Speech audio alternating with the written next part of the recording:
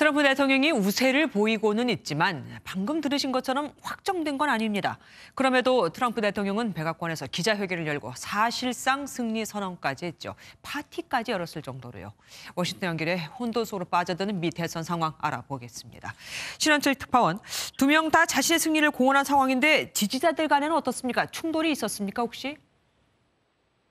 바이든 민주당 후보는 인내심과 믿음을 갖고 기다려달라며 승리를 예고했고 트럼프 대통령 신에 찬 말을 꺼냈습니다.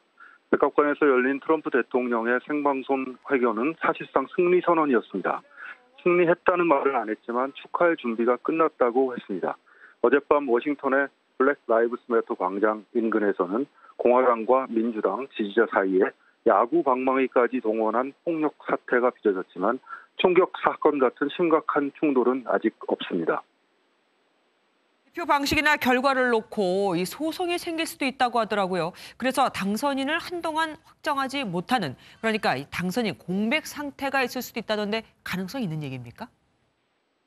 소송전까지 가려면 펜실베니아주에서 내일 결과가 뒤집히고 이로 인해서 바이든 후보가 역전승을 하는 상황이 벌어져야 합니다.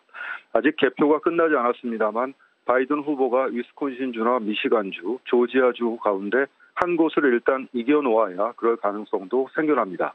방금 전 위스콘신주에서 바이든 후보가 앞서기 시작했고 조지아주까지 역전하면 펜실베니아주와 무관히 바이든 후보의 승리도 가능합니다. 펜실베니아 우편 투표는 한국 시간으로 토요일 오전에 마무리됩니다.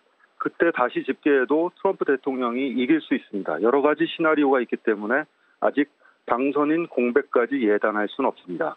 트럼프 대통령은 선거일 이후 우편 투표 개표는 사기라는 주장을 반복하며 소송 입장을 밝힌 상황입니다. 예, 경합주에서 바이든이 앞설 것이라는 당초 예상과는 달리 다른 결과가 나오기도 했습니다. 왜 이렇게 됐다고 보십니까? 여론조사는 이번에도 빗나갔습니다.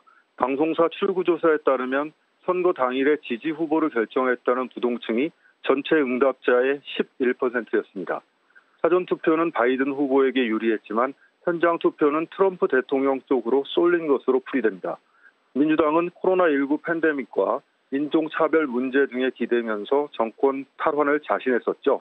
하지만 트럼프 대통령이 백인 유권자들로 쌓은 철옹성을 쉽게 무너뜨리진 못했습니다. 경제를 전면에 내세우면서 바이든 후보를 사회주의자로 몰아붙인 전략은 남부 경합주에서 먹힌 것으로 보입니다.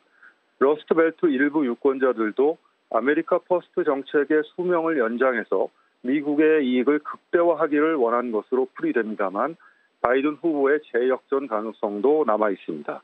지금까지 워싱턴에서 전해드렸습니다.